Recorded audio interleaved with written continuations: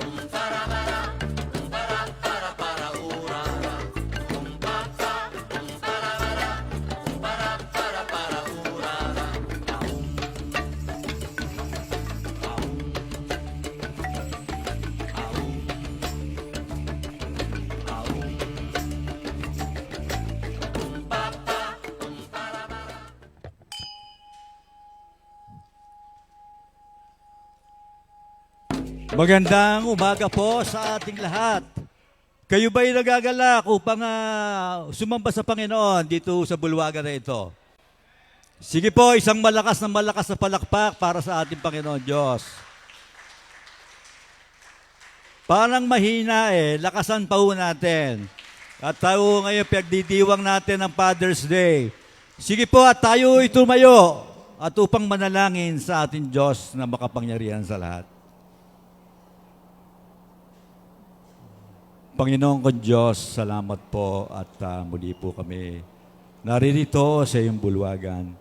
Salamat sa araw ng linggo upang ikaw ay sambahin namin. Naway itong araw na ito ay amin po ikaw ay maitaas namin. Sa pagkakataon na kami po ay naririto, magpapasalamat kami, Panginoon, dahil binigyan mo po kami ng lakas ng katawan upang huwag makalimot, upang ikaw makausap at sambahin, Panginoon. Salamat, Panginoon, sa bawat isa sa amin na alam namin, Panginoon, ay kami po ay yung tinanggap dito. Umihingi po kami, Panginoon, sa iyo nakapatawaran sa amin po mga pagkakasala, sa mga karumihan na madalas namin ito ay nagagawa, pero naririyan ka, Panginoon ko Diyos, na nakalahad ng iyong mga kamay upang tanggapin kami at patawarin. Sa oras na ito, Panginoon, kami po'y aawit, papupurihan ka namin, pasasalamatan ka namin, luluwalhatiin ka namin. Ikaw po, Panginoon, ang itataas sa pagkakataon na narito kami. Marami pong salamat, Panginoon. Gayon din po, Panginoon kong Diyos, babuksan, Panginoon, ang aming pong mga puso, kaisipan, upang aming pong mapakinggan ang iyong salita. Na totoo, Panginoon, na dapat namin pakinggan ng maayos. Dahil, Panginoon, ang iyong pong mga salita, may buhay. Kung mapapalayo kami sa iyong mga salita, Panginoon, napakahirap po na wala ka sa amin. Panginoon, ang dalangin po namin sa bawat isa sa dito. Kung ano man, Panginoon, ang aming pong madaladalang problema, mga sakit, sa financial, Panginoon, ay inilalatag namin sa iyo upang mapalitan ho ito na kaginawahan, upang sa paglabas namin dito ay daladala namin ang iyong pagpapala. Ganon din po, Panginoon, sa magbibigay sa amin ng iyong pong mensahe. Pagpalain mo, Panginoon, ang kanya pong mga salita na maunawaan namin. At ganon din po, Panginoon, ilayo niyo po kami sa masama na po pwedeng makaistorbo sa amin. Mawala ang aming pong focus. Naway punuin mo ng iyong banal na Espiritu itong bulwagan na ito, Panginoon kong Diyos. Maraming salamat po, Panginoon kong Diyos, sa iyo at sa aking pong mga kapatid na naririto, Panginoon. Sa pangalan po ng iyong anak na si Jesus. Amen. Amen. Amen. Scripture reading ho tayo. Psalm 69, verse 29 to 30. But as for me, afflicted in pain in your salvation, God protect me. I will praise God's name in song and glorify Him with thanksgiving. Praise God. Purihin ka, Panginoon. Let's praise the Lord.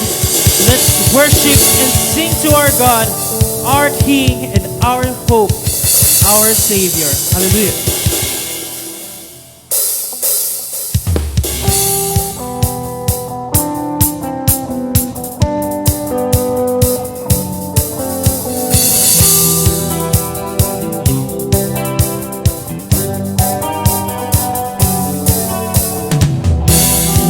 There is no performance, Lord, I bring you worship.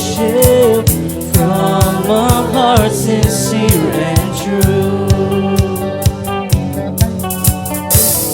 Not of fleeting feelings, that's not why I'm singing. You are the reason for my song.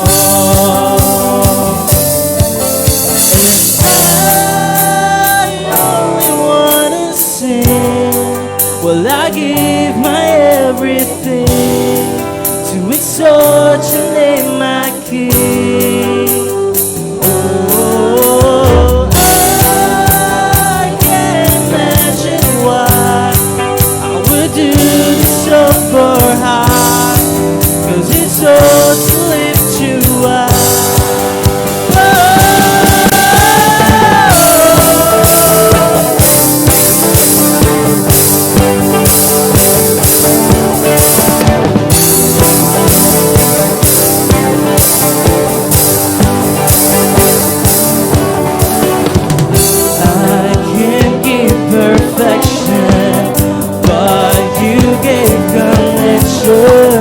All I have is at your feet.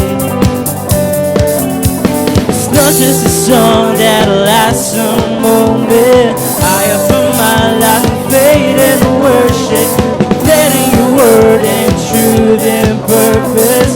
All the praise, Lord, you deserve it. I only wanna sing. Well, I give my everything to exalt your name, my King. Oh, I can't imagine why I would do this all for high, 'cause it's all to lift you up.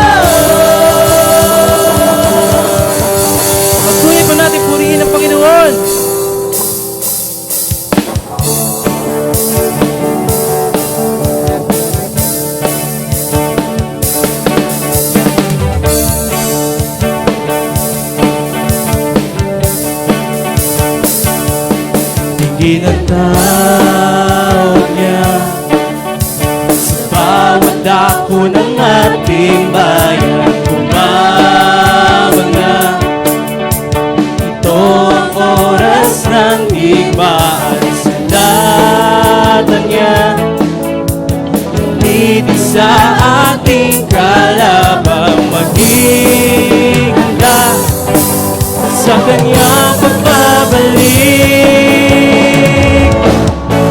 Si Jesus, ang Diyos at dakilang hari. Sambahin siya na magpawalang hanggan. Panginoon ng bayang Pilipinas, si Jesus, ang hari ng lahat.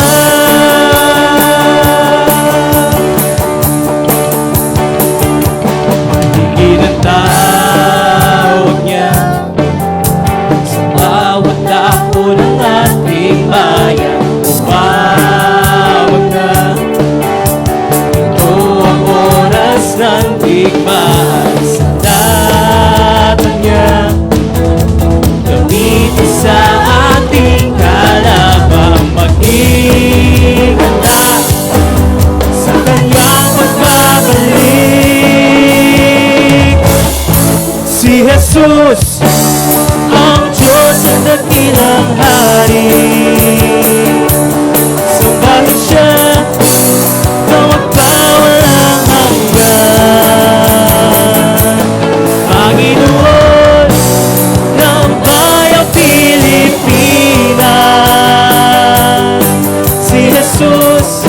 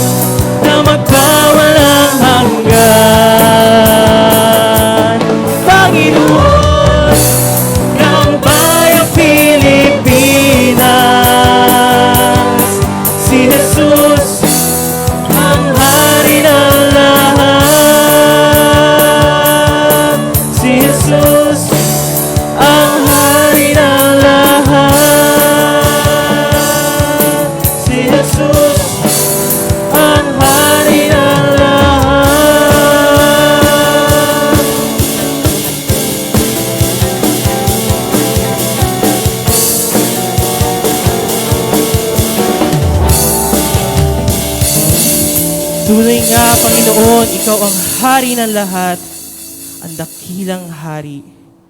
O Panginoon, lumalapit kami sa inyo upang magpasalamat sa katapatan mo, sa pagmamahal ninyo sa aming Panginoon. Papupurihin ka, Panginoon.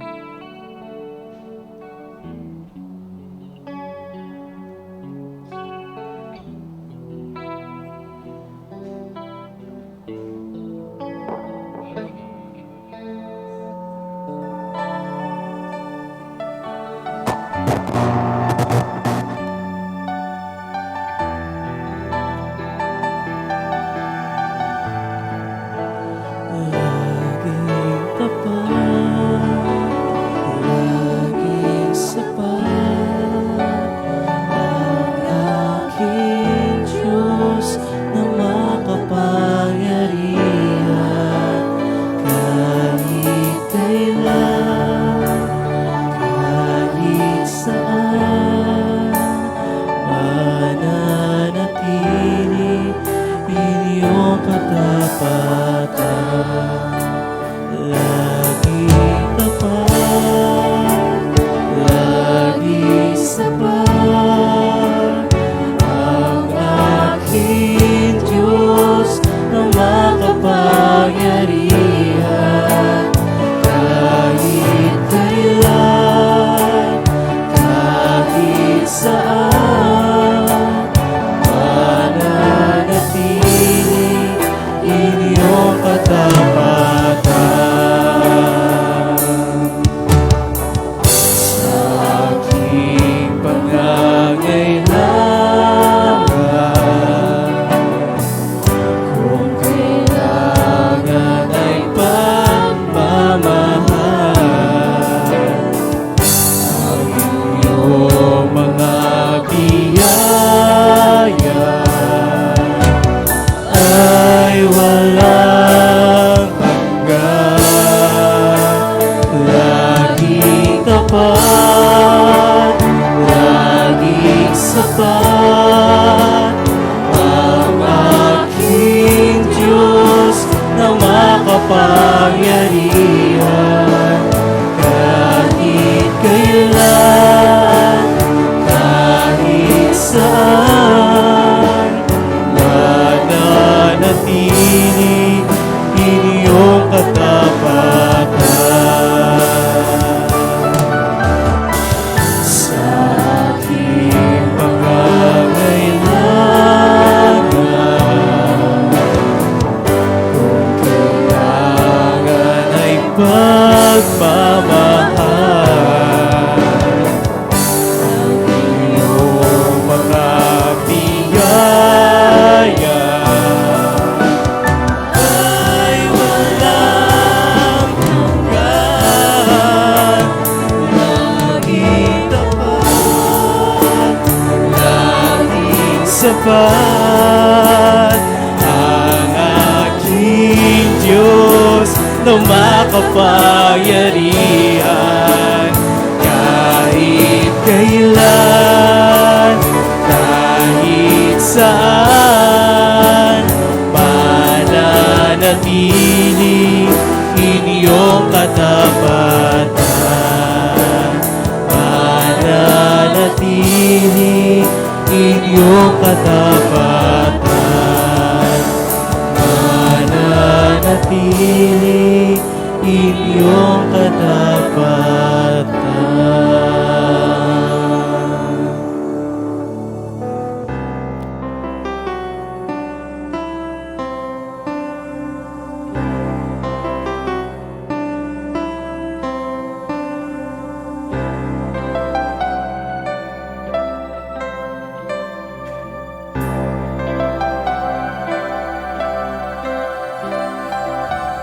From the highest of heights to the depths of the sea, creation's revealing your majesty.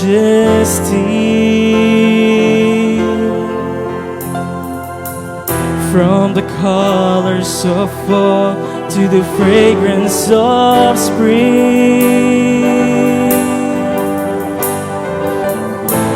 every creature unique in the song that it sings, all exclaiming, indescribable, uncontainable. You place the stars in the sky and you know them by name. You are amazing, God. All powerful, untamable. Struck we fall to our knees as we humbly proclaim. You are amazing, God.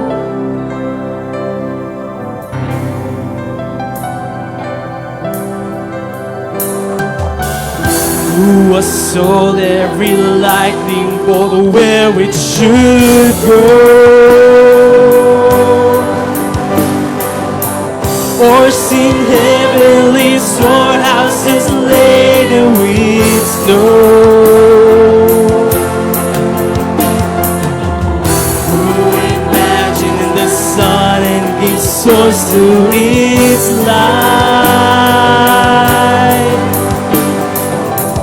yet conceals it to bring us the coolness of night. None can fathom, indescribable, uncontainable.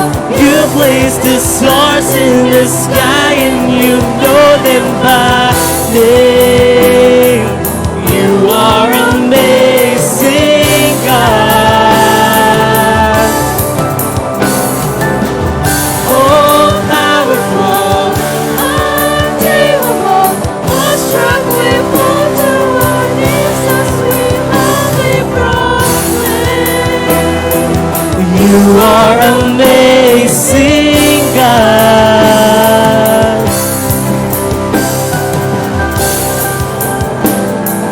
You are amazing, God.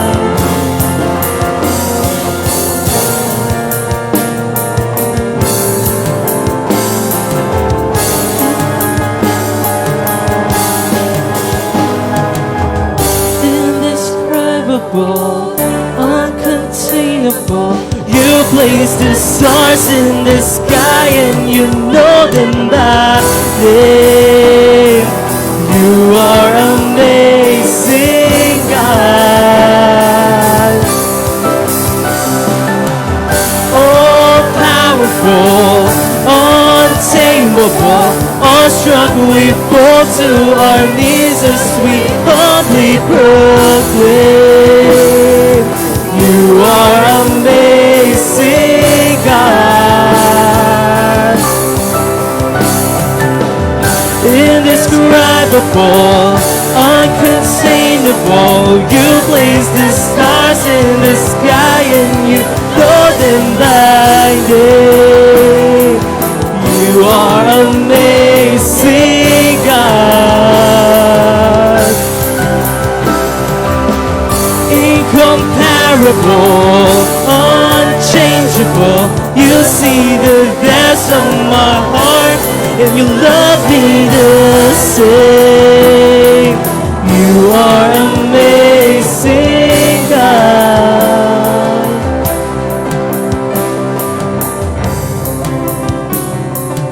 You are amazing, God.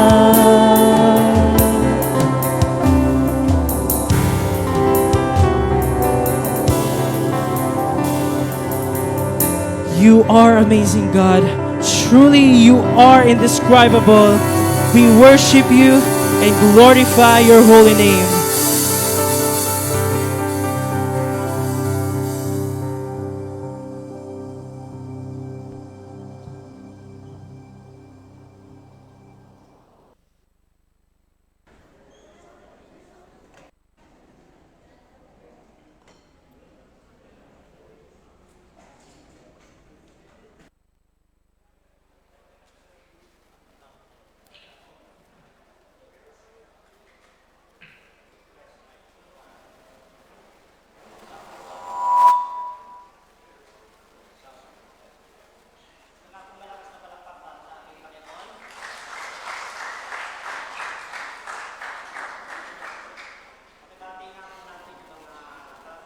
oras na ito. Kung nandiyan po yung mga ama, sige po, batiin po ninyo yung mga tatay.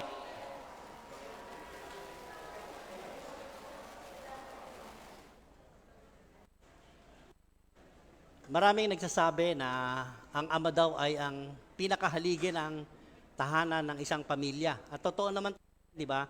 Kapag ka mahina ang tatay sa buhay, maaring ang buhay ng isang pamilya ay nagpapagewang-gewang. Or sa Bible may sinasabi na, alam niyo po yung complacency. Yung complacency, yung masyado kang komportable ka na sa buhay mo, na wala kayo inaalala na anumang bagay na pwedeng mangyari sa'yo. Sa Bible may sinasabi sa 1 Corinto 10:12, yung 1 Corinthians 10:12, ang sinasabi rito, if you think you are standing firm, be careful that you don't fall. Ano ibig sabihin? Si Paul ang nagsabi nito. Parang sinasabi, tayong mga matitibay na ama ng tahanan o ng isang pamilya, mag-ingat daw tayo. Baka one day, bumagsak tayo o magiba tayo. So siguro ang pinakamagandang maging pundasyon ng isang ama, yung merong pagkakilala sa ating Panginoong Hesukristo.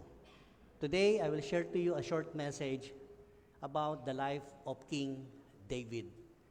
The message entitled, The Rise and Fall, the Life of King David. Kilala natin si David, di ba? Si King David ay isang mandirigma. Ang katapangan sa kanyang buhay. Dami nangyari sa kanyang buhay na nagumpay siya. Pero sa kabila ng katagumpayan ng buhay niya, meron po siyang kabiguan. May faith din po siya. Parang tayo, mga tatay. Wala namang perfect father talaga eh. Only one father in heaven is the one who is perfect. Kung ibang perfect na tatay, kundi yung nasa taas. Tayo po'y manalangin. Father, we thank you and we bless your name. Sa oras na ito, wala po kami ibang hangad, kundi mapuspos kami ng banal na Espiritu at sa iyong pananalig at sa iyong salita. Nawa po kami ay makatanggap ng panibagong kalakasang espiritual and even our physical, Lord. Patuloy po na mangusap kayo sa mensahe na pwede po namin magamit na praktikalidad sa mga pamumuhay namin. Gamitin niyo po ang inyong mensahero bilang tuntungan ng inyong salita. At nang sa ganon naman kami ay mabiyayaan kami ng inyong pagpapala. Kami po naman ay mapalakas, mabago, at makakuha ng panibagong kaunawaan. Ito po yung samot dalangin namin, punong-puno ng pag-asa at katagumpayan. In Jesus' mighty name we pray. Amen. Isang palakpak muli sa Panginoon. So kung merong katagumpayan, may din naman talaga sa buhay ng tao. At isa sa mga pwede natin pagkuhanan sa oras nito, ang buhay ni King David. King David was a famous king nung panahon ng kanyang buhay. Sa 1 Samuel, simulan natin sa 1 Samuel chapter 11 verses 1 to 17. Babasahin ko sa Tagalog. Verse 12. Nang sumapit ang tagsibol, panahon na karaniwan nakikipagdigma ang mga hari. Pinalabas ni David ang buong hukbo ng Israel sa pangunguna ni Joab at ng iba pang mga pinuno. Pinuksa nila ang mga Amonita at kinubkob ang Raba, subalit si David ay nagpaiwan sa Jerusalem. So sa entrada pa lang ng istorya, pag tinignan natin, ito raw ay panahon ng giyera, no?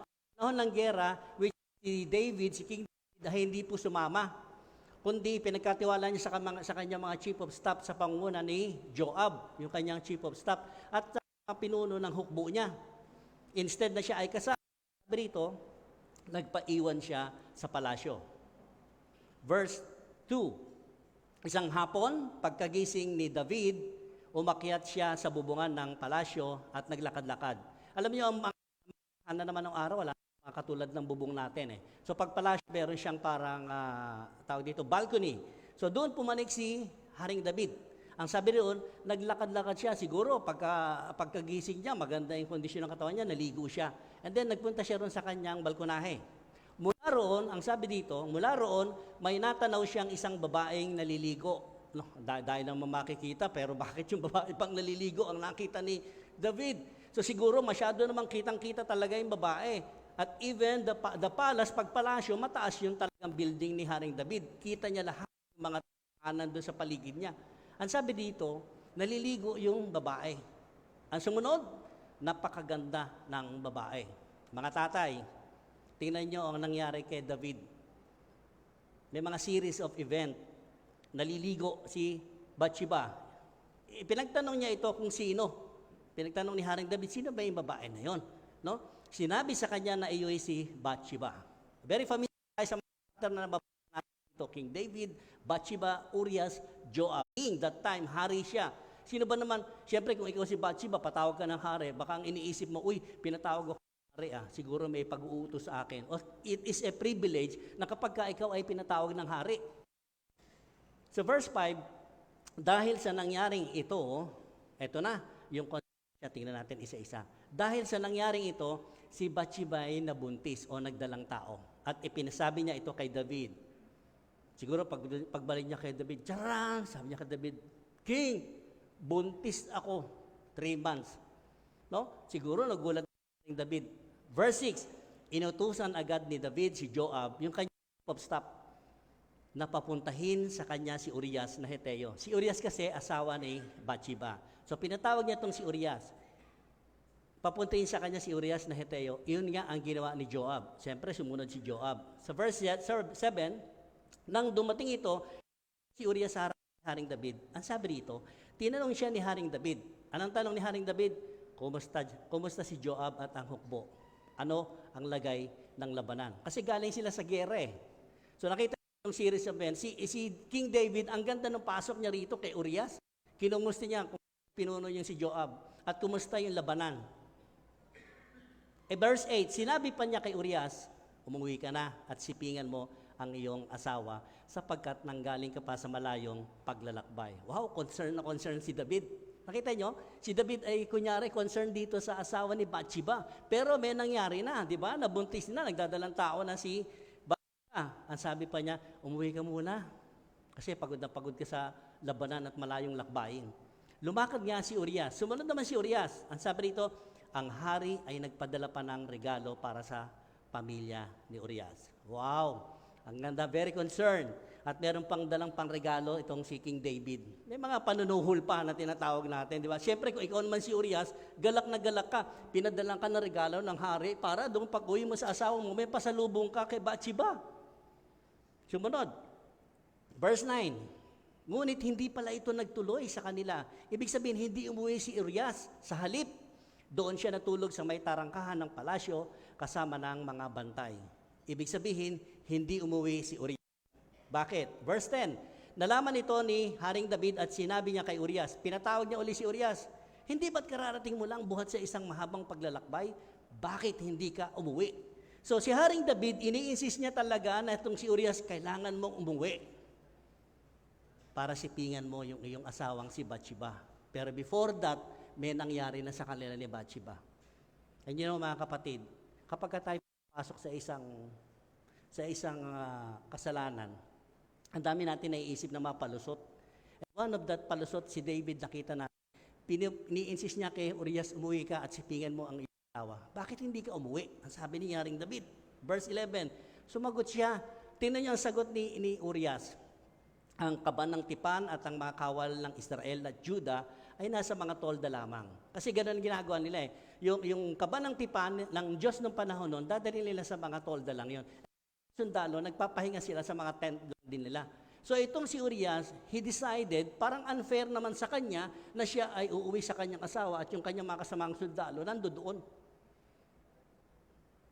At sa labas naman, natutulog ang aking pinunong, si Joab. Ito yung sinasabi niya kay King David at ang inyong mga punong kawal. Sa ganitong kalagayan, hindi po maatim ng aking kalooban, mahalari. Ang sabi ni Urias, ako'y umuwi. No? Hindi maatim ng budhi ko, ako'y uuwi upang magpakaligaya sa piling ng aking asawa. So doon pa lang, bluff na kagad si King David. Yung kanyang pinaplano na sipingan si Bathsheba, hindi natuloy. Anong sumunod? Sa harapan ng Diyos, hindi ko po magagawa iyon. Unang-una, si Urias may panibagong istorya. Hindi natin siya pag-uusapan ngayon. Ang pag-uusapan natin si King David, yung rise and fall ni David. Dito pag tinignan natin si Urias, he is in obedience talaga. Una, disobey niya si Haring David? Yes. But of course, he obey kung ano ang sinasabi ng Diyos sa buhay niya, puso niya. Parang sinabi niya, di ba, sa harapan ng Diyos, hindi ko pong magagawang labagin ang kanyang utos. pero kayo, kaya kong lubagin ang utos ninyo. Sa verse 12, sinabi ni David kay Urias, ano siya ron, bagsak siya ron sa plano niya. Pangalawang plans niya, may plans na naman siya. Dumito ka muna na isang araw pa at bukas ka na umalis. Wow, ang ganda talaga. No? Ang ganda ng mga offer ni King David kay Urias. Dumito ka muna, magpalipas ka rito ng isang araw. Kaya nanatili siya sa Jerusalem ng araw na iyon. So, Urias stayed at Jerusalem, kasama yung mga tauhan. 13, kinabukasan, the other day, the following day, inanyayahan ni David sa pagkain si Urias. At ito'y kanyang nilasing. The second part, ito ngayon yung pangalawang pagtatangka ni David na pagtakpan yung kanyang ginawa. Right? Ikaw ba naman anyayahan sa table ng hari? It is always a privilege. Pribileho natin yun. At doon siya pinainom, nilasing siya ni Haring David. Hindi rin ito umuwi ng gabing iyon. Bagkus natulog, nakasama rin ang mga bantay. So balik uli siya roon sa tarangkahan ng palasyo, doon siya natulog. Ang akala ni Haring David, nalasing na, uwi na kay Bathsheba. Verse 14, kinabukasan, another day na naman. Sumulat si Haring David kay Joab, yung pinuno, chief of staff, at ipinadala kay Urias. Ganito ang nasasaad doon sa sulat ng nilalaman. Ilagay mo si Urias sa unahan kung saan mainit ang labanan. Pagkatapos, iwan mo siya roon at bayaan mo siyang mapatay. Sabi ko kanina, may series of events eh. Ang paghahulog natin sa kasalanan, hindi siya automatic kaagad. Nandoon ka kaagad sa kasalanan. May mga series, may mga paglalaro. Dito nilaro talaga si David at nagpalaro naman si David. Anong mga nangyari sa kanya? Nagkasala siya ng adultery. Pangalawa, anong gusto niya yung pagtatago ng kanyang ginawa. Pangatlo, murder.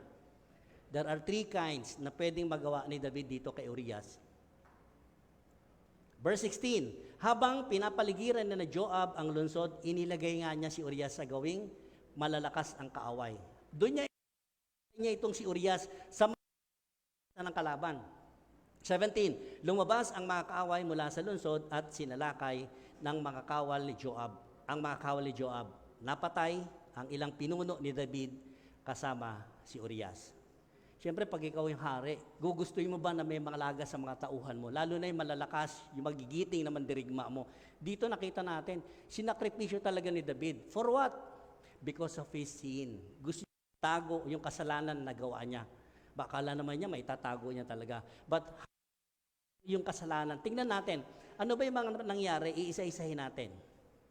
Unang-una, si Haring David po, he is a warrior. He is a good shepherd. Napagkatiwalaan po siya ng kanyang tatay sa bukid, sa mga alaga nilang hayop. And you know why good shepherd si King David? Yung kanyang mga alagang hayop, yung sa kanyang tatay, sa mga kapatid niya, kapag sinasakmal ng mga dinadaluhong ng mga asong gubat, ng mga oso, alam niyo po si King David, pilit niya pong hinahabol yun. Kahit nasa bunganga na ng mga oso, ng mga mababangis na hayop, yung kanilang alagang hayop, winawarak niya yung bunganga, ganun po. Winawarak niya. Ganun po siya kalakas. Kaya tinagurian siyang good shepherd. Pakita na kay King David before he became king, he is a good shepherd. Yan ang isa sa mga katagumpayan niya. Things that King David won in his life. Pangalawa, battle with Goliath. Remember Goliath? Siya yung naghahamon lagi araw-araw sa mga Israelita. At nung marinig ni David ito, si David batang-bata pa no, maliit lang talaga, pero matipuno siya. At hindi siya pumayag. Naalipustahin lang ng mga Israelita noong panahon nila. At siya ang Goliath, wala pong makalaban kay Goliath. But David himself, pinakita niya kung gaano katapang ang sarili niya. At makikita natin dito, he was with God. Kinakasihan siya ng Diyos. He became good shepherd and he won the battle with Goliath because of God. Sa lahat ng laban niya, sa lahat ng buhay niya, nandoon ang Diyos, saksi ang Diyos. Pangatlong won ng battle ni David, he became a king of Israel. Siya ang sumunod sa yapak ni King Saul. He declared, siya talaga inanoint ng Diyos na maging sunod hari kay King Saul. Yan yung mga battle of David na nagtagumpay talaga siya. Kaya sabi ko kanina, tatay, ang dami nating katagumpayan sa buhay natin. Yes, that's true. Naniniwala ba kayo, nakakita na kayo, naka-experience kayo, nalaman kayo, nung kamag-anak nyo, kakilala ninyo. Di ba kung kailan tumanda yung lalaki, nagloko? Right? I am the one of the product of broken family. Minsan ang hirap yung mga tatay po sabi nga, bata-bata ka pa nagloko, pero pag tumanda ka, alam mo na yung mga kamalian, di ba? Hindi ka na basta-basta natutukso. Now, pag batanda na, alam mo, pataas at saka ka pa nagloko, napakahirap pong pigilin ng mga yan. Napakahirap po. Kaya makikita natin dito, may mga katagumpayan ang bawat tatay, may katagumpayan katulad ni Haring David. But si King David, yung isang laban na hindi niya po napagtagumpayan. Ano po yun? The next slide, pag tinignan natin, the only one battle King David lost is Bathsheba. Nga ang weakness ng kalalakihan, kababaihan. Mga kababaihan, kaya kayong mga asawang babae naman, huwag niyong hahayaan na ang inyong mga asawang lalaki ay mahumaling ng tingin sa ibang babae. Panahon natin, kaiba na ang panahon po. Tama? Agree tayo dyan? Mga nanay, mga hindi porke, ay naku, senior na kasi ako, pastor, 65 na ako eh. Naku, kalabaw lang ang tumatanda. Pagka ganyan ang edad nyo, mas lalo nyo pang paseksihin ang sarili ninyo.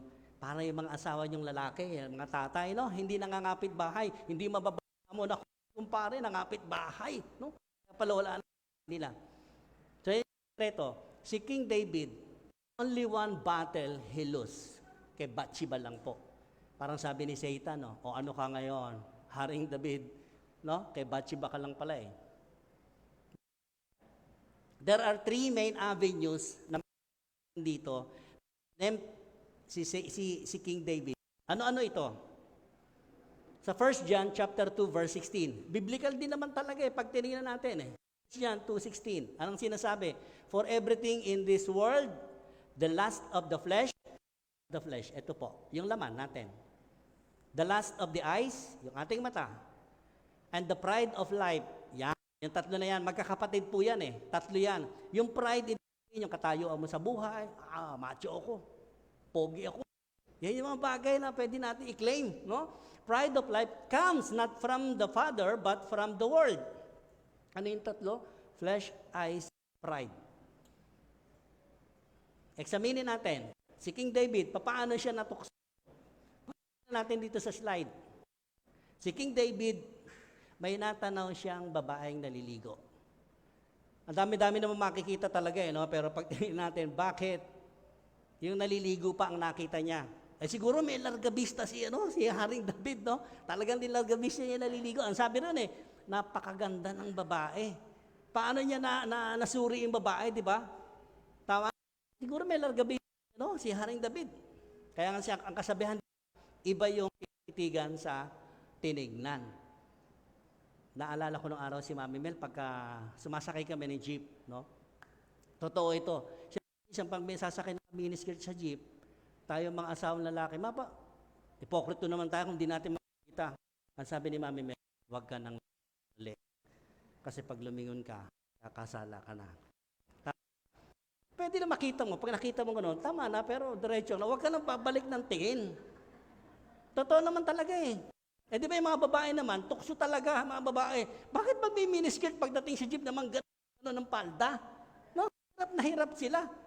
Yan tuloy, pinag-aagawan sila ng mata ng mga kalalakihan. Ang sabi dito, si King David, may natanaw siyang ay naliligo. It was lust of the eyes. Tama? On the other side, sa Genesis, natin si Genesis, si Eva. Ano nakita ni Eva doon sa puno? Right?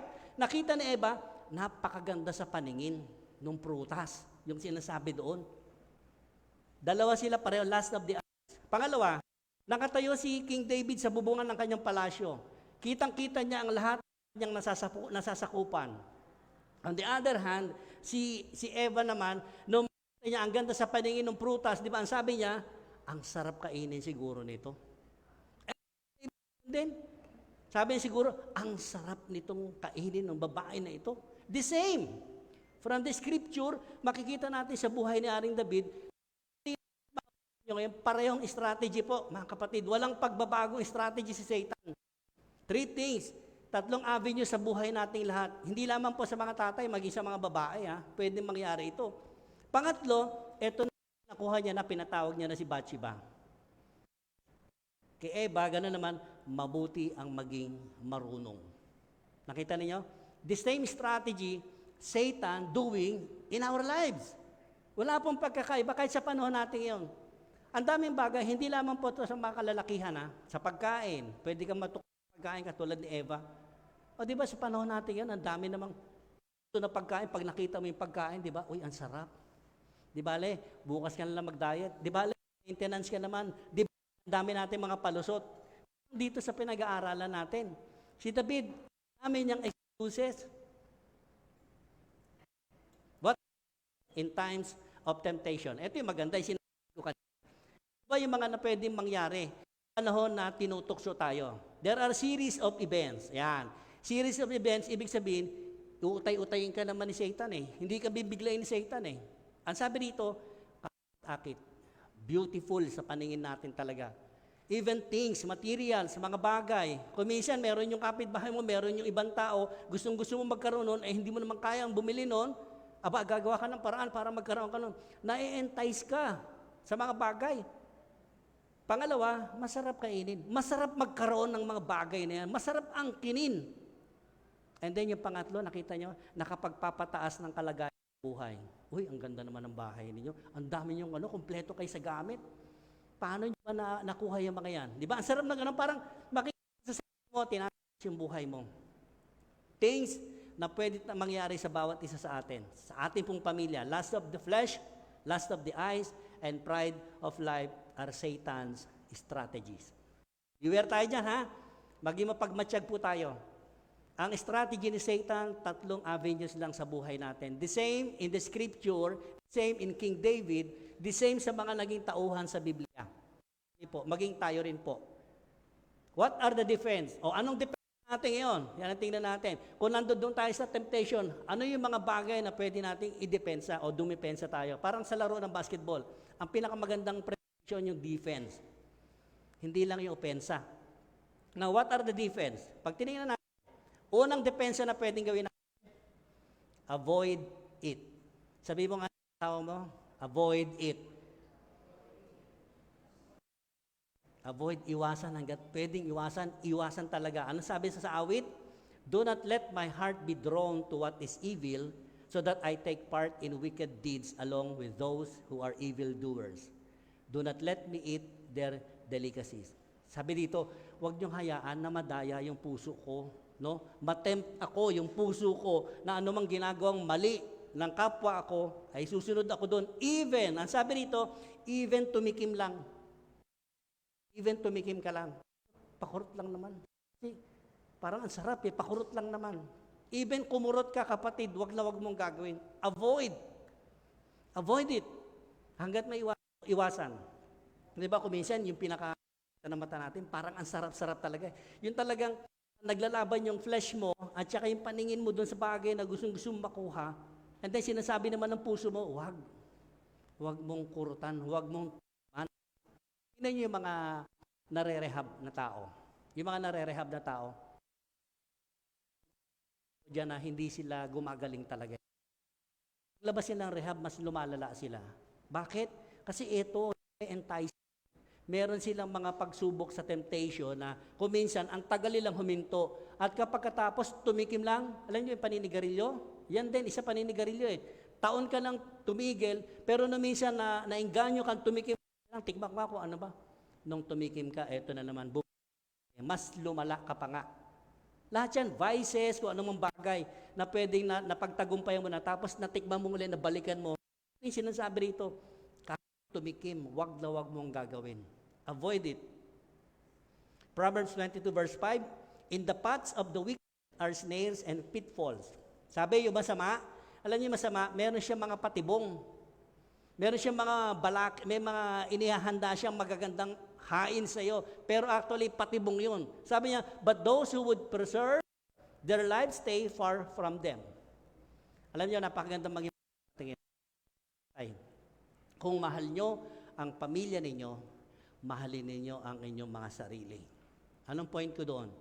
O, wag natin saksakan ng kung ano namang pwedeng magkasakit tayo. Right? Kung mahal mo ang pamilya mo, mahal mo ang pamilya mo mahalin mo rin sarili mo, alagaan mo yung sarili mo para sa pamilya mo, not just only for yourself. Kasi damay na yun So napakagandang motto ngayon, ipipray ko yung sarili ko para sa aking pamilya. And for so para sa Diyos na rin ito. Sabi rito, sa gawa, sa landasin ng mga masasama, napakaraming mga patibong na pwede kang mahulog. Pero kung mahal mo yung you can avoid bagay na yun, hindi mahirapan si Satan talaga na tuksohin tayo. The next defense, two kinds. Tayo kasi may dalawang personality ang tao. Ano yung una? Yung human nature natin. Human nature yung ikaw talaga, yung dating ikaw. Pero may divine nature din tayo. Nung tayo nakakilala sa Panginoong Kristo, yung tinatawag nating divine nature. Okay? Because ito po utak natin, itong mind, ito yung playground ni Satan. You know, si Satan, pag sinabing playground, ano ba meron sa playground? Di ba? May siso, nagsisiso si Satan. No, masarap, magsiso tayo. Ikaw naman, siso ka rin, di ba? Hindi mo alam, natutokso ka na ni Satan ngayon. Unti, nalalaglag ka sa ay, masarap mag-slide dito ka mag-slide ka. Slide ka rin naman. Ang dami mga patibong, because this is the playground of Satan. Di ba, ang sabi nga, ang ibon, pwedeng padapuin natin sa ulo natin, pero wag natin hayaan mamugad o mangitlog na dyan. We can have the power, bugawin natin yan. Oy, Satan, wala kang power over my mind. Sa thoughts ko, wala kang. How to win temptation? To win over temptation, do not even face it. Nako, sabi, Pastor, pupunta lang ako sa reunion. Ay, pupunta naman reunion, puro mga inuman uli, mga dati niyang ka-reunion, di ba? Tapos sasabihin, hindi, malakas na yung pananampalataya ko. Now, pagdating doon, ang dami, natukso, di ba? Ang sasabihin mo, Lord, ilayo mo po ako sa tukso. Ka naman ang tira. Kaya ang sabi rito, do not even face it. Huwag mong subukang harapin kung kinakailangan, kapatid. Kasi maari kang mabuwal. Ang sabi ni Paul, huwag niyo akalain na matira tayo. Baka tayong bumagsak kayo. Kaya ang ganda na sinasabi sa atin, these are the things na we can para hindi tayo matukso ni Satan. Because Satan is he is a liar. He is a father of liars. Si Satan, lahat ng kasinungalingan, ibabaon niya sa utak mo, kapatid. Kapag ka nabaon ka, nalunod ka na, patay ka kanya. Pangalawang pwedeng gawin natin, say no. Avoid it. Ngayon, sabihin mo sa katabi mo sa asawa mo, say no, daddy. Say no. Kasi pag nabuo na sa isip mo na say no, before it comes, buo na ang desisyon ng isipan mo na hindi kanya basta. Because buong-buo sa isip mo, ayoko, hindi. Bago mo pa siya makita, bago mo siya mahawakan, at bago mo siya ma-experience. Remember na sinasabi ng 1 John, di ba? Ang taong tinutukso, hindi pa nagkakasala. Pero once na nakita mo, hinawakan mo, na-experience mo, you fall into a sin. Tandaan natin yan, lahat ng bagay. Hindi ka pa nakakasala habang tinutukso ka ni Satan. Unless, sabi dito, sin, you touch, you experience. Another thing, tingnan natin, ano ba yung prayer ni Jesus? The prayer of Jesus in Matthew chapter 6, verse 13. And lead us not into temptation, but deliver us from the evil one. Yun yung prayer ni Jesus. Napakaganda. Itas nyo po kami sa gawa ng masama.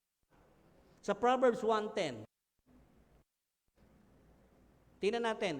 Proverbs 1:10, my son, if sinful men entice you, do not give in to them. Sabihin ko, even you crossing the line, no? Kukunin ng line para ikaw ay mahulaan, wag mong gagawin. Yung pandaraya ng kalaban, napakasarap. Ganda sa paningin, napakasarap sa pakiramdam, lahat. Kapag ka nag-cross the line ka, sinasabi rito, even you cross the line, wag mong gagawin. Yung pangatlo, Proverbs 1:15, another one. Do not go with them. My son, do not go along with them. Do not set foot on their path. Sabi ron, kahit na yung kanilang dinaanan, yung footstep nila, lakaran mo, wag daw. Ang sinasabi rito, paalala ko.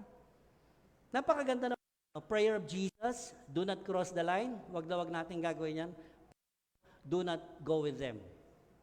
Wag tayong umayon sa takbo ng mundong ito. Because napakaraming mga tukso talaga na pwedeng ihain sa atin ni Satan. Natandaan natin ngayon sa bagang ito. Ngayon, ang tanong, kapag nasa harap ka na, Pastor, paano kung nandoon na ako sa harap? Hindi ko na naiwasan. Hindi ko na na-avoid. Hindi na ako nakatakas. Dito, kapag nasa harap ng tukso, ito yung mga pwede nating step.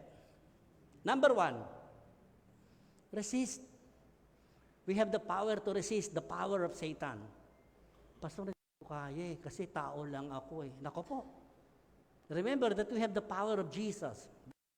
Ang sabi ni Pedro, resist him, standing firm in the faith because you know that the family of believers, hindi lang tayo, una pa sa ating mananampalataya, ang sinasabi ni Pedro, lahat sila throughout the world is undergoing the same kind of suffering. Kaya ang isang tao walang alam sa Biblia, sa salita ng Diyos, importante ho talaga eh. Kasi yan yung ating weapon natin, yan yung salita ng Diyos. Sabi ni Peter, resist him, may kapangyarihan tayo. No? Rebuke siya. Because we have standing in our faith na kaya nating i-resist yung gawa ng kalaban. I-resist it. Genesis 4:7, if you do what is right, will you not be accepted? But if you do not do what is right, sin is crouching at your door. Ayan. Kapag hindi ka gumawa ng tama, sigurado tayo ang sinasabi rito. Si Satan, he is crouching at your door. Crouching at your heart, your mind, para siyang halimaw talaga na ginaganon ka niya para magkasala ka. It desires to have you. Walang si Satan para makuha tayo, mabawi niya tayo kay Jesus. But you must rule over it. So nakita natin kanina, avoid it. Say no. Resist it. Pang-apat, na pwede natin pag nasa tukso na tayo, harapan, flee from it.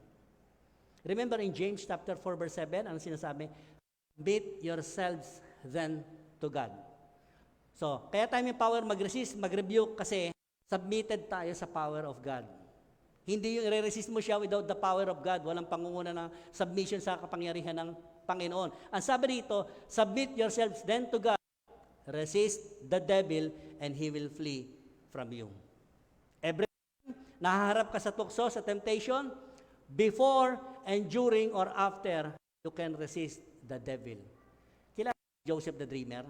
Si Joseph the Dreamer, isang magandang halimbawa rin, no? Nung siya ay tinukso ng asawa ng Pharaoh. Yung tatlong nabanggit ko, nasa katangian yun eh. He avoid it. Say no. Resist and flee. Mga kalalakihan, tayong lahat ha. Ang pinag-uusapan natin dito, hindi lang pagtukso ng babae. So, ang daming bagay sa buhay natin na pwede tayong tuksuhin. Yung itong flee from it, takbuhan natin, takasan natin kung hanggat kaya natin takasan. Pastor, hindi ko kaya eh. Imposible hindi natin makakaya because we have the power. Lagi yung sinasabi. We are already redeemed by the power of dominion of darkness into the light. Na-redeem tayo doon eh. Wala na tayo sa darkness. Dominion of darkness, ito si Satan. Siya yung naghahari sa lahat ng kadiliman sa buhay natin noon. Pero ngayon, na-redeem tayo, natubos tayo sa kapangyarihan ni Kristo Jesus. And that light, whoever walks in life, never walk in darkness, ang sinasabi rito. Kaya tama, tayo submitted lagi sa pangyarihan ng Diyos, we can resist the devil. You know, ang maganda pa rito, devil, pag nakikita tayo, yung overpower tayo ng Holy Spirit, ng Diyos sa atin, tumitiklo po siya. Pagka tayo nagnanalangin, nagpapanalanginan, si Satan po wala na. Gibang-giba po si Satan. Wala siyang makitang paraan para tukso tayo because we have the weapon. Balot tayo ng baluti ng Diyos. Remember nung si Jesus Christ, tinukso siya the baptism, di ba? Anong pinakita ni Satan? Tingnan mo yung mga bato, gawin mo ang tinapaya kung talagang ikaw anak ng Diyos. Yung kahuli-huli, ang pangatlo, hindi niya natukso si Jesus. Ang sabi doon, yung si Satan, umalis siya. Nilayasan niya si Kristo Jesus, ganito eh.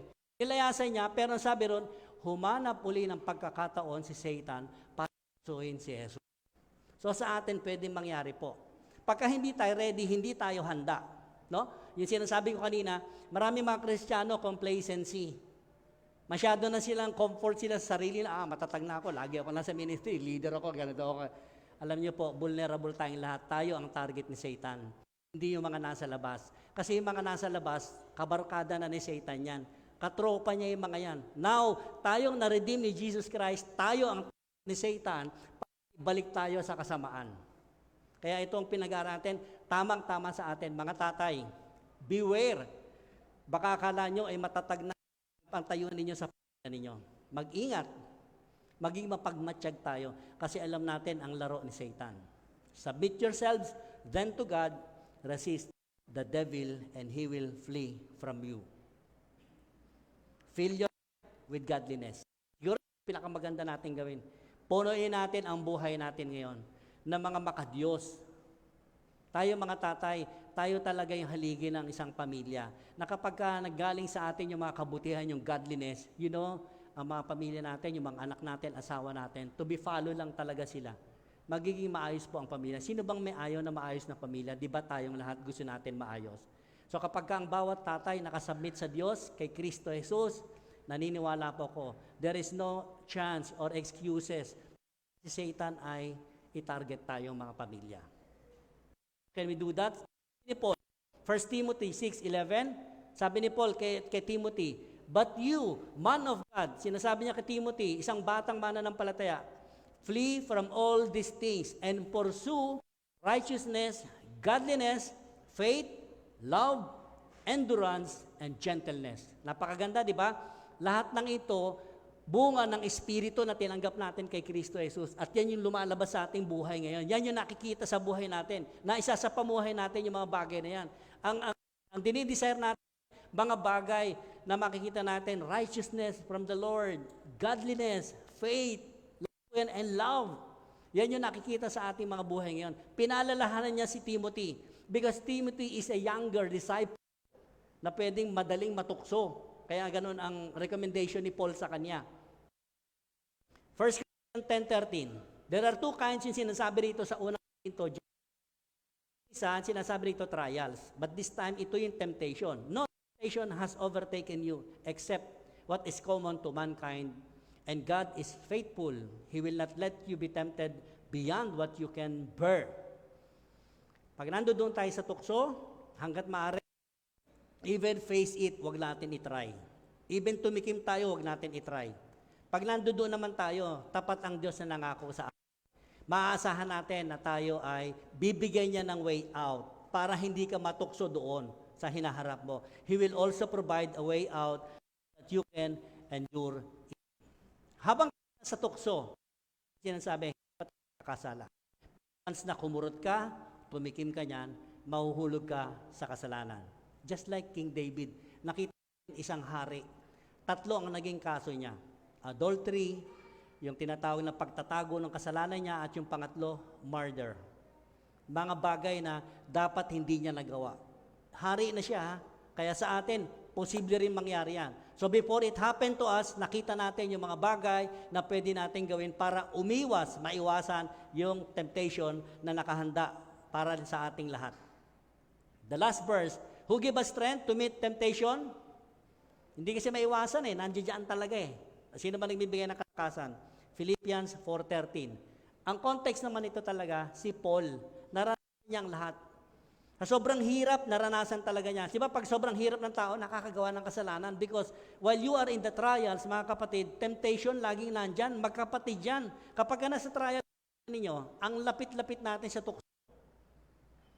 Sabi dito, I can do all things through Christ who gives me strength, who strengthen me. Ang sinasabi ni Paul, tatagumpayan ko ang lahat sa lahat na kaloob sa akin ni Kristo Jesus. Kahit ako'y nasa ibabaw, nasa magutom, managana, sa lahat ng aspeto ng buhay niya, na-experience niya talaga, ang nagbigay ng kalakasan sa kanya, ang Panginoong Jesucristo.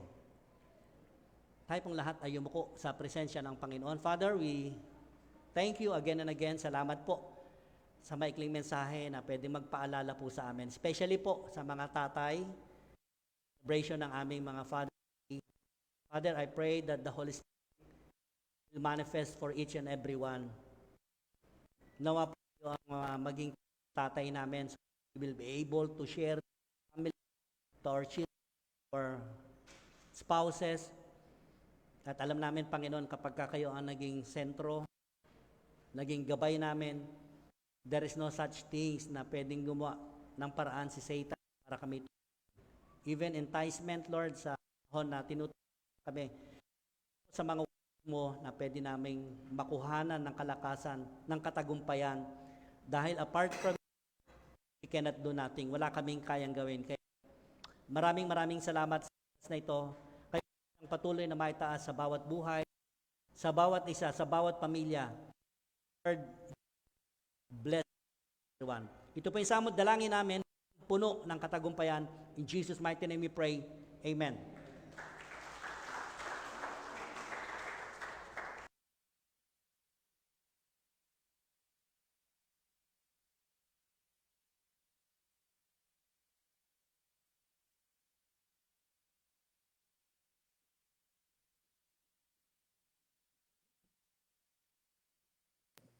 Dadako tayo sa ating pagbibigay. Ayun, ilalatago yung ating ano.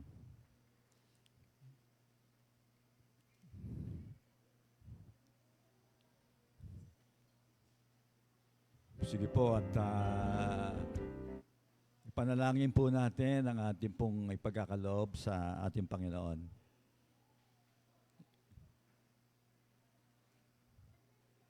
Pwede naman natin i-stretch ang ating pong kamay sa ating pong paglalagyan ng ating offering. Panginoon, marami pong salamat muli at kami po ay nakapakinig ng iyong salita. Na alam namin ito ay aming pong magiging buhay. Malalayo kami, Panginoon, sa lahat po ng mga tukso at karahasan. Ganon din po, Panginoon, ang aming pong ibibigay sa iyo. Ang aming pong alay, aming pong mga nakamtan din na galing sa iyo ay ibinabalik lang naman po sa inyo, Panginoon.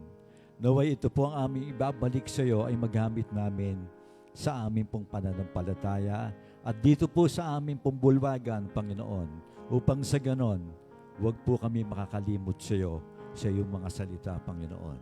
Marami pong salamat. In Jesus' name, Amen. Amen. Sige po, magbigay po tayo.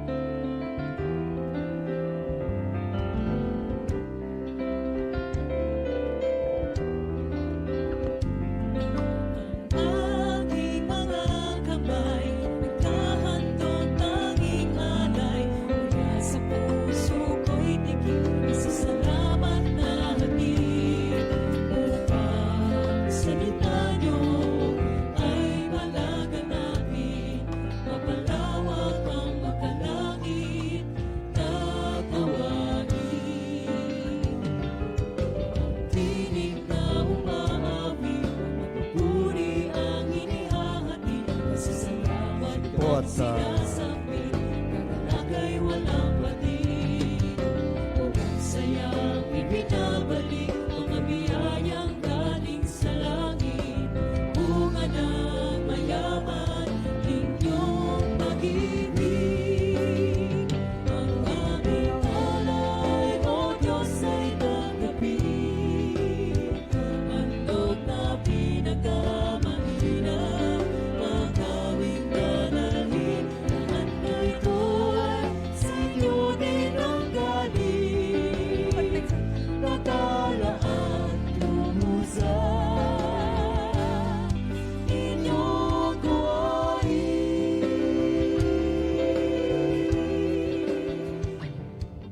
Luwalhati sa Diyos na Ang napakinggan ho natin na ibinahagi sa atin ng ating pastor, ang kanya pong sermon ay ang title, Rise and Fall. Napakaganda ho nitong ating napakinggan sa kanya. Sabi nga yung kanta ho ni Eva Eugenio, kung siya ho ang kumanta noon, tukso, layuan mo kami. Pero mali dapat to at tayo ang lumayo sa tukso. Kaya pagka may dumadating, pwede ho natin sabihin, no way, no way. Pwede ho natin sabihin, no way! Ang mga tukso sa atin, ilayo mo po kami. Sabihin ho natin, parang ayaw yung magsabi, lakas nyo, lakas nyo. Sige po. At napaka-importante ho nito na nakakapakinig tayo ng salita, lalong-lalo na po kay Pastor. At napaka-maliwanag ang pagkakaintindi natin. Ito po ang ating po mga ibang announcement. Everybody's worship, every Wednesday ho, 7:30. Tuloy pa rin ho ito. Maganda ho itong nakaka-attend tayo ng ganito Gabi naman ho ito, mas maganda, mas malamig. Sa mga nais ho magbukas ng sambahayan, maaaring makipag-ugnayan kayo kay Pastor Ronnie. Ito po yung Bible study. Kung gusto nyong mapasyalan kayo ng mga kami, si Pastor, magtanong para madalaw, maturuan pa rin, mapag-aralan ang salita ng Diyos. Kasi hindi naman natin po pwede. Ito lang, pagdating bukas makalawa, nakakalimutan na natin. Pero kung meron tayo isang bayan, parang ginagatong natin na naglilihab upang sa ganon, maging malakas tayo sa pananampalataya. Yun po. Ngayon po, sa mga hindi pa nakakasali sa Day by Day San Pedro Friends Facebook group, pwede po kayo makipag-coordinate sa media for the assistance. Magandang rin ito na makasali tayo dito sa Day by Day San Pedro Friends Facebook. Saka mamaya meron tayong ministry head na meeting. Coordinators and elders meeting after the second service. Pwede yung mga maghintay pagkatapos ng second service. At saka ito, importante ito sa next week.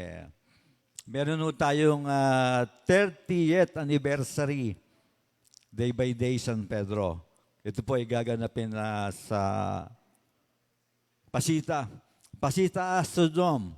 Kung hindi pa kayo nakakapunta, maganda yung lugar. Maluwag na ngayon. Meron tayong fee para sa food, 250.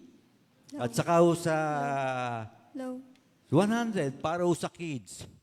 Is pagkain naman yun. At saka sa t-shirt, kung gusto nyo bumili ng t-shirt, andyan yung mag-asawang si Brother Rodel at saka si Sister Casey. Meron silang tinitindang t-shirt para pwede natin magamit sa ating pong pananambahan sa Pasita. Ang halaga nito, ang small, hanggang large, 230. 230, napakamura. Kung bibili kayo sa mall, maaari 500. Yung tatak lang nun, maganda na. Meron tayong XL. Yung XL, sino ba yung mga sexy niyan?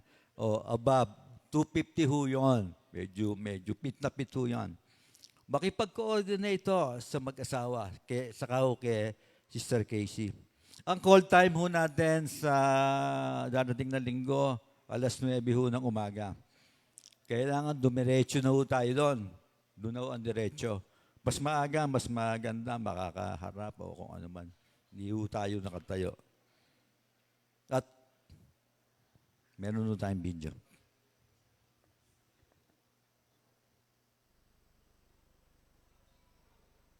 Dear Tatay, dear Papa, dear Dad, you may not know this, but there are many moments in my life that make me grateful for you. You recall that time when you taught me how to ride a bike? I was scared, but you were there, holding me steady and true. Remember when you would let me sleep in the car when we travel? I would still be sleeping when we get home, and you would carry me into the house. At home, you would teach us how to pray. Your booming voice prayed from the heart, thanking God for everything. I knew I had you with me. I faced my ups and downs with the same courage each and every time. And every time I think about it, it makes me thank God for you. You showed me how it is to live a grateful life. Joy and laughter filled our home, even when we were going through hard times. You raised us faithfully, unconditionally, without asking for anything in return. More importantly, it was you. Always you who pointed me back to Jesus. Jesus was always your blueprint for courage with conviction. Jesus is your example when you loved without hesitation. And by your life, I saw his faithfulness as God, our heavenly Father. So, Thank you, Daddy. Thank you, Dad. Thank you, Daddy. for being the best dad you can be by seeking the best example of a father to me. Happy Father's Day. Sa nga malakas na palakpak para sa mga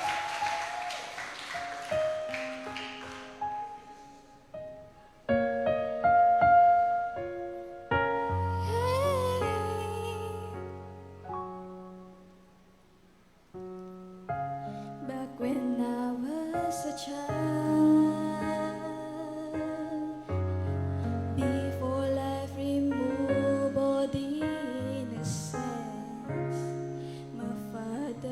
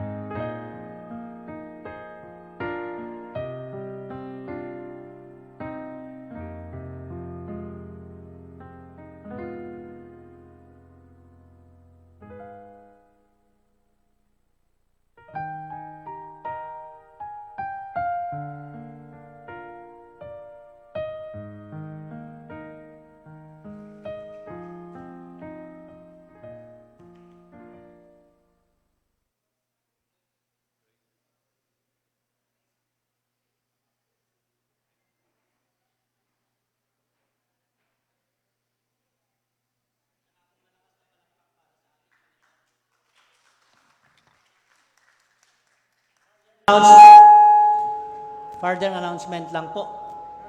Yung mga may kakayanan magbayad ngayon, meron po tayong mesa sa labas, pwede na po kayo magbayad and you can get the tickets yung para sa Sunday po. Pangalawa, kung wala pa po, meron pa po tayong another chance sa Wednesday. Yung mga sa groupings po, yung mga leaders na nasa grouping, sila Kuya Rolly, sila Kuya Ed Alcabasa, Kuya Manny, yung mga nasa grouping po natin, hindi po kayo sa kanila magbayad. Or kaya approach nyo po ako, sa akin nyo po sabihin. Now, sa next Sunday po, wala po tayong service dito. So we will go straight to the Astrodome. Ang service po natin mag-start ng 9 a.m. sharp. So we must be there before 9 a.m. para lahat po ng mga upuan ma-occupy na natin. And then we can start on time 9 a.m. po. Doon po tayo lahat dediretso sa Astrodome. Wala po tayong service dito. So malinaw po ba? Malinaw. Now, inaanyayahan ko po ang mga lahat ng tatay na magsitayo. Lahat po ng tatay, sige po, let's stand. Yung mga tatay. Tatay po muna, tatay. Meron ba rito mga nanay-tatay? O yung mga nanay-tatay, tayo rin po. Nanay-tatay po, yung katayuan nyo po, tatay din kayo. Okay? Nais ko po kayo panalangin sa isang maikli. Okay? Taasan po natin ang kamay yung mga tatay. Sige po. Taasan po natin sila ng kamay. Lay hands po natin ng kamay. Amang Banal, maraming salamat po sa mga tatay na nakatayo ngayon sa inyong harapan. Hiling po namin sa oras na ito that we have a good Father in heaven. Kayo po ang magmanifesto sa mga tatay na ito, Panginoon, kung ano pong buhay na merong kasiyasiya at ganap na pwede po nilang maibahagi sa kanilang mga pamilya, sa mga kakilala, sa mga kaibigan, at nawa, Panginoon, puspusin mo sila ng pag-ibig, kagalakan, at higit sa lahat, Lord, na meron silang kapayapaan lagi to manage their families, the members of their families, respectively. Ang hiling po namin, kayo po, O Diyos, ang siyang magbabuting pastol nila. Ganon din po kaming lahat dito, Lord, naniniwala kami that there is always a divine purpose sa mga tatay na ito. Hindi mo lang sila tinalaga bilang tatay, kundi Lord, sila rin naman ay maging good shepherd ng kanilang pamilya. If we have Jesus, ang kasunod po nun, Lord, yung obedience po namin sa inyo. And we will abide in your word. At anuman pong bagay na ipinagkaloob mo sa mga tatay na ito, Lord, pwede nilang i-impart sa kanilang mga pamilya. At nang sa ganon, Lord, yung mga anak nila, the time will come na sila rin po ay maging magulang.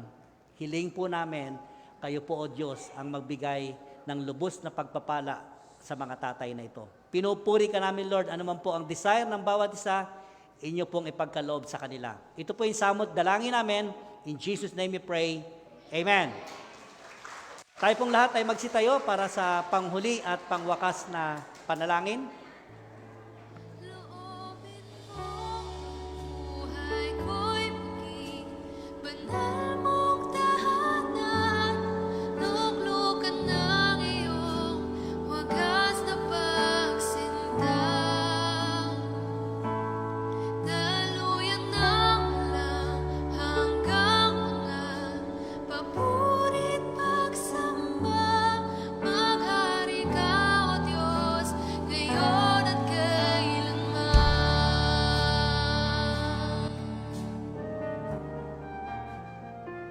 Ama naming Diyos na dakila sa aming buhay, salamat po sa mensahe na aming narinig.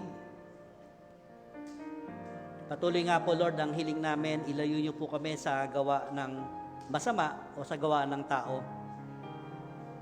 So that we will be able, Lord, na maiwasan namin yung tukso. At higit sa lahat, Lord, for every family, huwag niyong hayaan na madaig kami ng tukso at higit sa lahat kayo po, Panginoon, ang magmanifesto sa bawat pamilya namin. We pray, O God, na kayo ang Diyos na hindi nagkulang sa amin ng paalala. Sa mensahe na pwede po naming mabaon sa umagang ito, patuloy po, Lord, na kayo ang kumilos sa tulong ng banal na Espiritu. At mula sa bulwagang ito, Lord, aking itinatalaga ang aking mga kapatid sa pananampalataya. Sumayin niyo nawa ang bendisyon ng Panginoon, ang kanyang pag-ibig na ipinadama sa ating Panginoong Kristo bilang Panginoon at sariling tagapagligtas. Humayo kayo mga kapatid, bitbitin ninyo ang pag-ibig, kagalakan, kapayapaan, at ang pakikipisan, kagalakan na meron tayo sa banal na Espiritu na sumasa atin. Ito po yung samot, dalangin namin. In Jesus' name we pray. Amen.